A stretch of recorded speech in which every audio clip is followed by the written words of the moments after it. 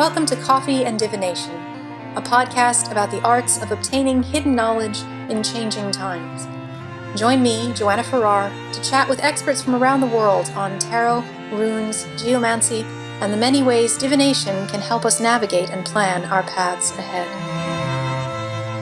So welcome back to the show, and welcome to our very first solo show.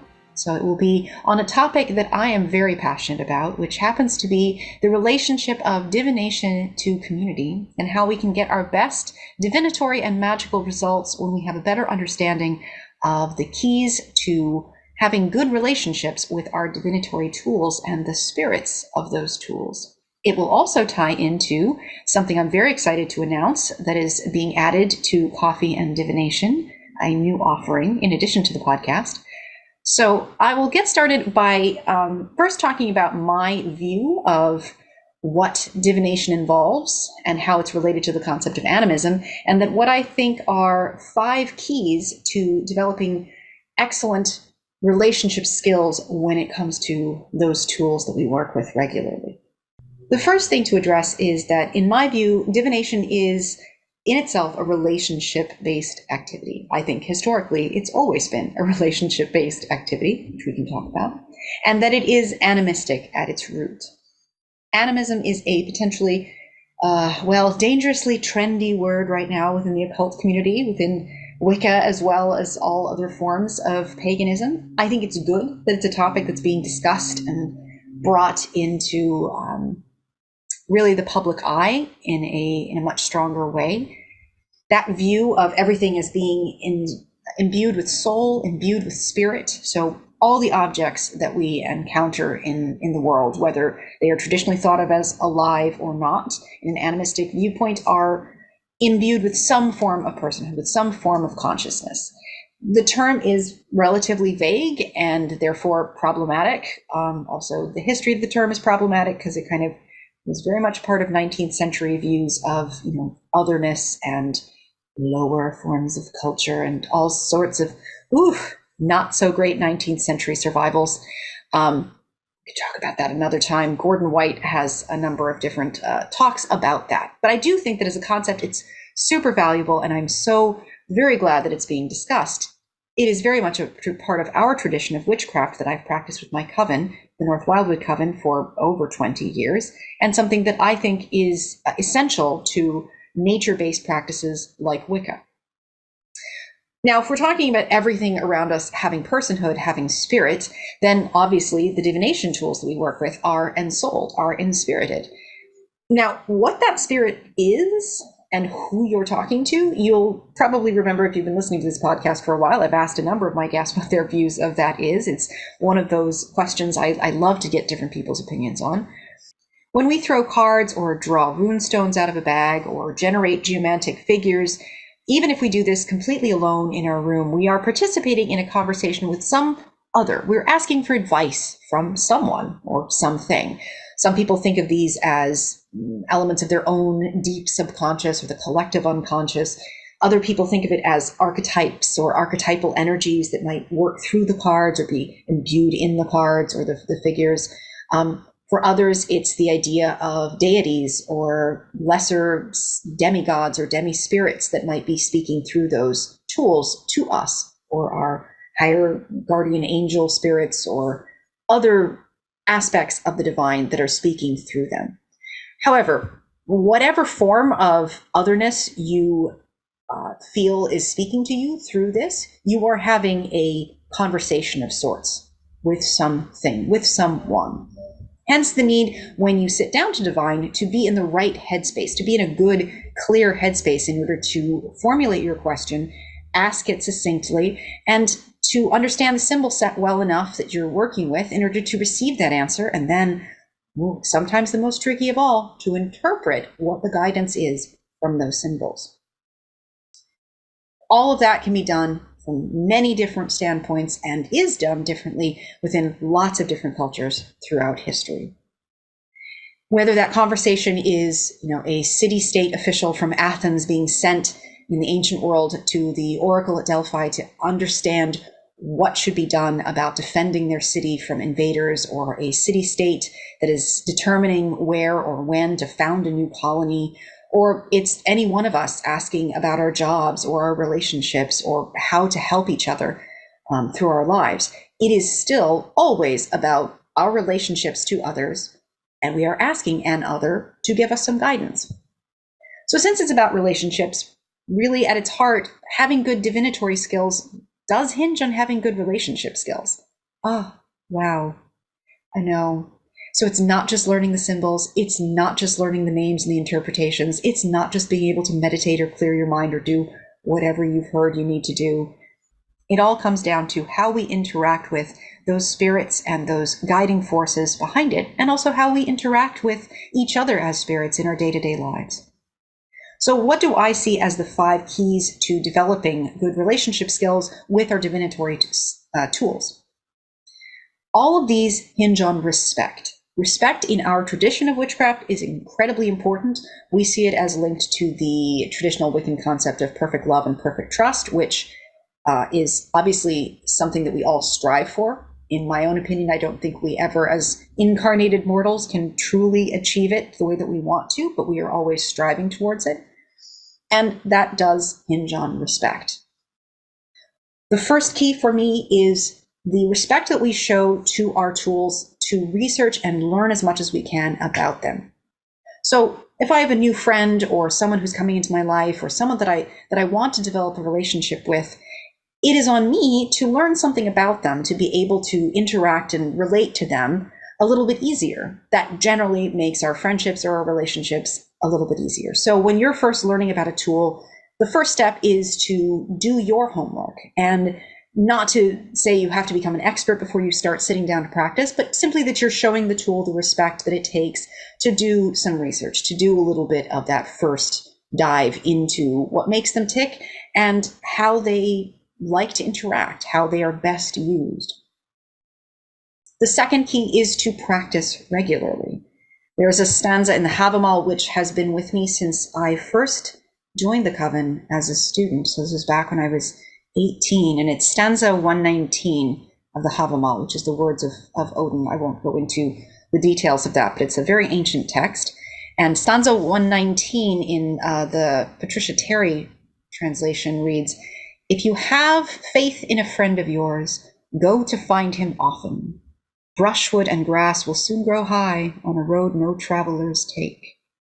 That is something that I've taken very seriously in my life, that I value my friendships, and I try as best I can to pay attention to those friendships and those relationships that are very important to me.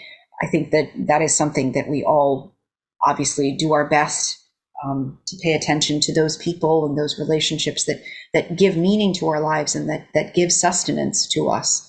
And the same goes for our divine relationships and our relationships with our divinatory spirit team, shall we say.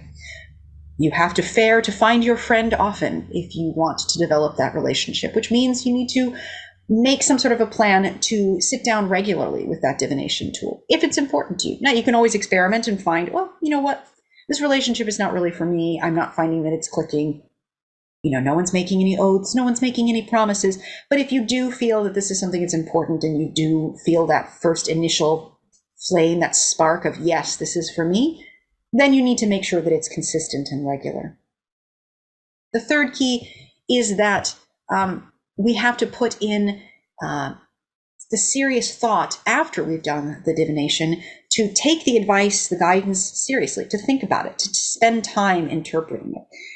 For the Greeks, which inflects a lot of my practice because I practice a form of trance divination and oracle work for my community in the style of some Greek seer traditions, we have to, the Greeks always viewed the interpretation portion of oracle pronouncements as key. And that also goes down through the oracle stones and other forms of divination that have been practiced in the Greek world and elsewhere, that it is truly the work of us as humans to interpret the oracles that we receive, and that's actually intrinsically necessary for them. There's a reason why the symbols are sometimes a little bit Well, they are symbols. They have to be interpreted. That's part of our work, and that's part of what we are supposed to do, we are meant to do as the formative experiences of our lives, which means you have to take time for that. And just like in a relationship, you have to take the advice that your friend gives you seriously. That does not mean that just because your friend says to do something, you instantly do it. Maybe you don't do it at all. Sometimes we receive guidance or advice that really just isn't going to fit us. No fate is permanently fixed except, well, that's a different conversation. But there are always differing interpretations of things. And in my view, different spirits can speak through different tools and maybe have very different views of what your patterns of activity are going to bring you in the future. So you should always consider the advice seriously, but also think of it in the larger container of your life and experience. As I think Jason Miller put it in the interview I did with him, it's data.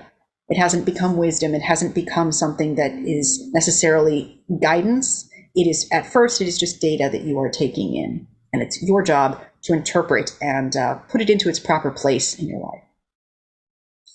The fourth key is to express gratitude. To really, that's another element of that, taking the advice seriously, taking the guidance seriously, is also to express sincere gratitude. Even if it ends up being guidance that doesn't speak to you and doesn't influence your behavior as directly as like we might see in a movie or in a TV show, it is still valuable, and therefore that advice needs to be honored and respected. For myself, part of that respect and that gratitude is also something that comes before I even ask for the guidance, which is that I always make sure that my hands are clean, that I am clean in some way. That's kind of part of that Greek inflection of my practice, although that's a part of a lot of different traditions around the world. It's that I make sure that I am in a clean physical state before I ask for guidance, before I interact with the tool. And that also I try to keep my mind as calm as I can so that I can receive the guidance in a calm, clean, quote unquote, state. Although nothing is obviously ever pure, so that's a whole other conversation. But we do our best to show gratitude and respect through how we interact with the tools, both before and after.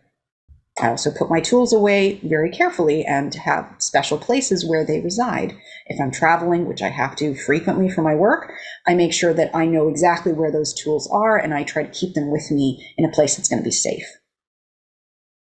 The last step, the last key for me, key number 5, is to act responsibly and also to take some action to accept the oracle. This is something that for me means if I really, really like the vision of the future that I've gotten from the cards or from the oracle stones, I do something to internalize that. I always write down all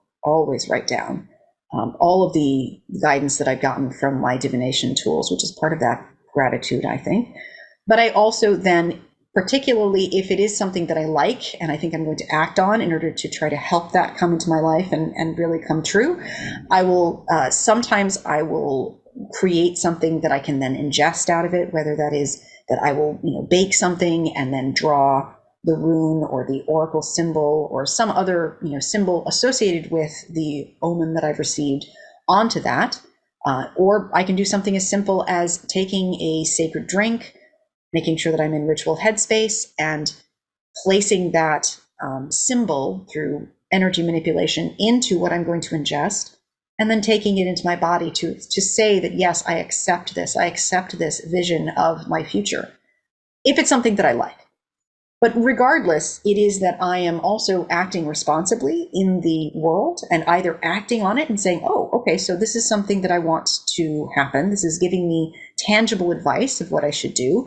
Like, for example, if I got, using the Greek oracle stones, if I got A for Apollo, in all things you'll do quite well, which is alpha, the letter A, that implies action and activity, which might mean if I've asked about whether I should do a thing, maybe that in order to make sure that I am signaling to the spirits that I appreciate that good omen, I will take some small action towards the goal that I was asking about immediately to say, yes, thank you, I take that seriously, and I will take your advice and I will begin to act. Or if I got the opposite and the cards or whatever seem to be telling me to wait, then I will ritually kind of accept and say, if I choose to go along with it, I will accept in some way and say, all right, I will briefly wait at this time and perform some action to accept that moment. What that looks like is different for each person, and I'd have to go into a lot more detail with that. And perhaps if there's interest in it, I will, in a future show, talk about kind of what that accepting the oracle or accepting the cards means for me, as I've had that conversation with a number of guests, and it is a fascinating thing to talk about. Those are the 5 keys. So basically, looking at your relationship with the divination tools as a relationship that you need to give time and attention and care and respect to. It will also deepen and change over time. The more that you wear that path to your friend's door, the more that you respect and gain knowledge about your friend, the easier those messages will come through to you, the easier time you'll have interpreting those messages. The other thing that has always helped me with divination has been the community of my coven, which I am so happy and proud to be co-high priestess of. And that's what this whole podcast grew out of, was that those coven retreats where we would sit, and we still do every summer, sit on the deck and read for one another and talk about the arts of divination and get to meet different decks that different members have brought with them to the retreat. And as I was talking about this with my co-high priestess, Denise, my very close friend, who we've practiced together for 20 years now, we were talking about it, and I realized that I want to open this sense of community that is the heart of why I formed this podcast up to other people who have become the community of listeners of this podcast.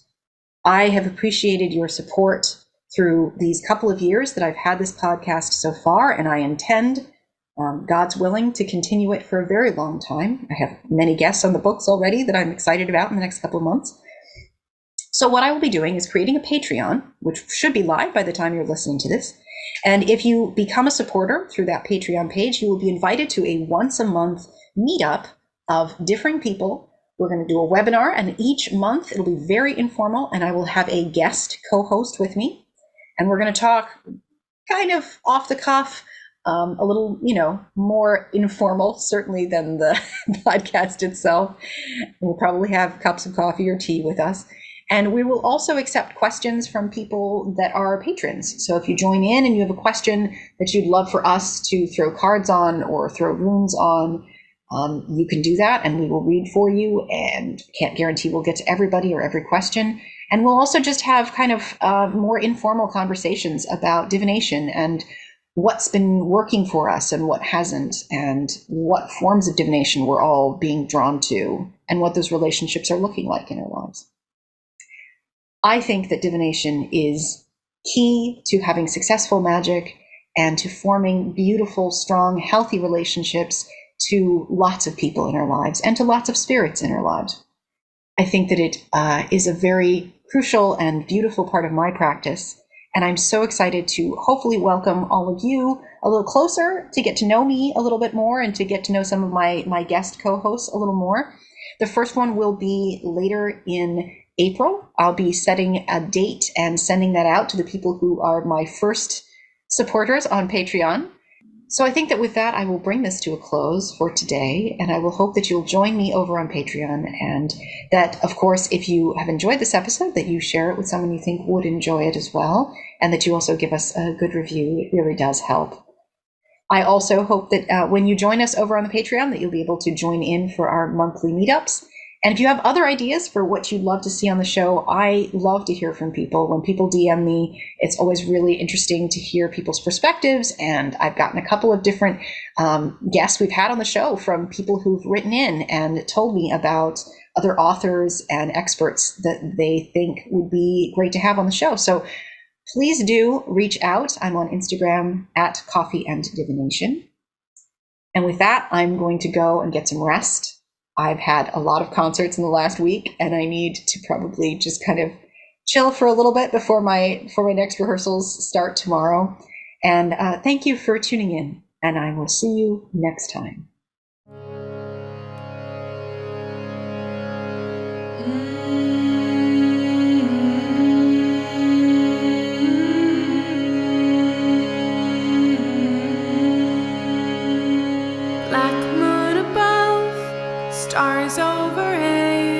Don't you dare guide me back to my bed. The river is frozen, the pollen path's bare. Don't wait for me, darling, there's thorns in my hair.